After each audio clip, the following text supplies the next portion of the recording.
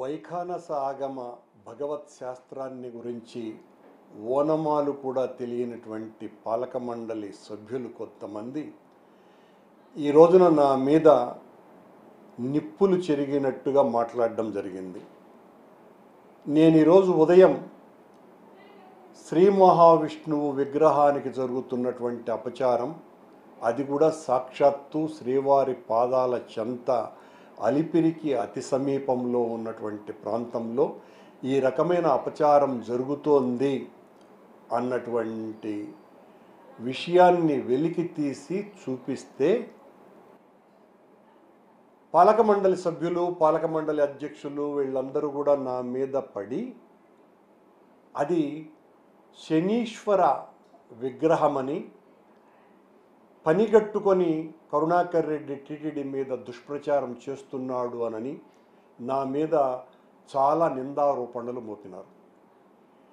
ఏ శాస్త్రం వీళ్లకు చెప్పిందో శంకు చక్రాలు ధరించినటువంటి విగ్రహం శని విగ్రహం ఎలా అవుతుందో ఈ ఋష్య పుంగవులకే తెలియాలి, లేదా ఈ ఆధునిక వేద భాష్యకారులకే తెలియాలి.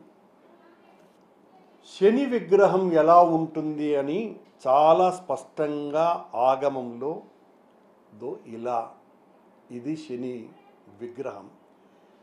ఇందులో శనికి ఒక విల్లు, ఓ బాణము, ఓ త్రిశూలము. ఇది ఎక్కడైనా కూడా శని విగ్రహం ఉండేటువంటి జనరల్గా ఉండేటువంటి విగ్రహం. మా అపర మేధావులైనటువంటి టీటీడీ పాలక మండలి సభ్యులు తాము తప్పు మీద తప్పు చేస్తూ మళ్ళీ అది శని విగ్రహం, ఎప్పుడో అక్కడ ఎవరో కన్నప్ప ఎవరో ఒక శిల్పి చెక్కి అక్కడ వెళ్ళిపోయినాడు అని, అంటే శిల్పి చెక్కి దేవతా విగ్రహాన్ని అలా పాడేస్తే తీసివేయవలసినటువంటి బాధ్యత మీ మీద లేదా? అంటే ఒకవేళ మీరన్నట్టుగానే శని విగ్రహం అయితే అది దేవతా విగ్రహం కాదా, దేవతా స్వరూపం కాదా? నేను అది శని విగ్రహం కానే కాదని, అది 100% శ్రీ మహావిష్ణు విగ్రహమేనని చాలా స్పష్టంగా శంకు చక్రాలు ధరించినటువంటి విగ్రహంగా చాలా స్పష్టంగా అది నిరూపించటం జరిగింది.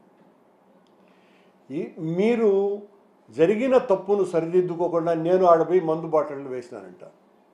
సరే, ఎంతకైనా దిగజారి మా మీద నిందలు మోపేటువంటి శక్తి ఉన్నది, మీకు యుక్తి ఉన్నది, అధికారము ఉన్నది. అక్కడ సీసీ కెమెరాలు ఉంటాయి, నిఘా వ్యవస్థ పూర్తిగా విఫలమైంది. మీరు ఏమాత్రం కూడా బాధ్యతతో వ్యవహరించకుండా తప్పును ఎత్తి చూపినటువంటి నా మీద మీ ఇష్టం వచ్చినట్టుగా మాట్లాడితే భయపడేటువంటి వ్యక్తిని కానే కాదు. ఇప్పుడే నేను ఏదో విషయం కూడా విన్నాను, నన్ను ఏదో అరెస్ట్ చేయబోతున్నారని. మీరు ఏం చేసుకున్నా భగవద్భక్తునిగా మీరు నన్ను నాస్తికుడుగానో లేకపోతే క్రిస్టియన్ మతాన్ని ఆచరించేవాడుగానో మీరు మాట్లాడినంత మాత్రాన నేను నాస్తికుడిని కాదు, కిరస్తానిని కాదు. నేను స్వచ్ఛమైనటువంటి హిందువును. ఆ హైందవ ధర్మ పరిరక్షణ కోసమే మీ మాదిరిగా ఉద్యోగాలు కొట్టడానికి రాజకీయాలు చేసినటువంటి వాడిని కాదు. నేను హిందూ ధర్మం పట్ల అపరిమితమైనటువంటి అనురక్తి కలిగి భక్తి విశ్వాసాలతో అనేక పూజ్యనీయులైనటువంటి స్వాముల ద్వారా విషయ సంగ్రహం చేసి మాట్లాడేటువంటి వ్యక్తినే తప్ప నోటికి వచ్చినట్టుగా మాట్లాడేవాడిని కాదు.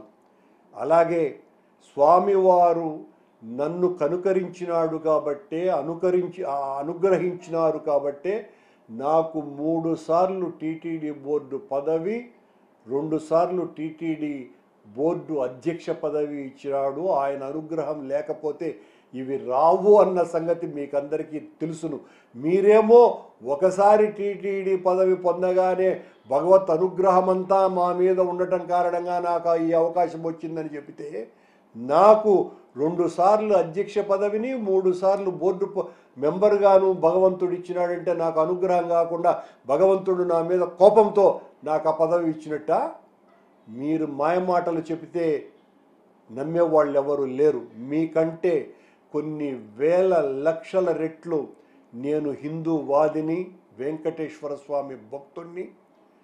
ఆ విగ్రహం అలా ఉంచటం 1.5 సంవత్సరాల కాలంగా మీ హయాంలో మీరు అధికారంలోకి వచ్చినప్పుడు, అధికారంలోకి రాకపూర్వము మా మీద విపరీతమైనటువంటి నిందారోపణలు మోపి మేము హైందవ వ్యతిరేకులము, హైందవ వ్యతిరేక ప్రచారం చేస్తున్నాము అని చెప్పినటువంటి వాళ్ళు మీ హయాంలో ఏం జరుగుతోంది అని నేను ఎత్తి చూపితే అది శనిగ్రహ విగ్రహం అని మాట్లాడతారా?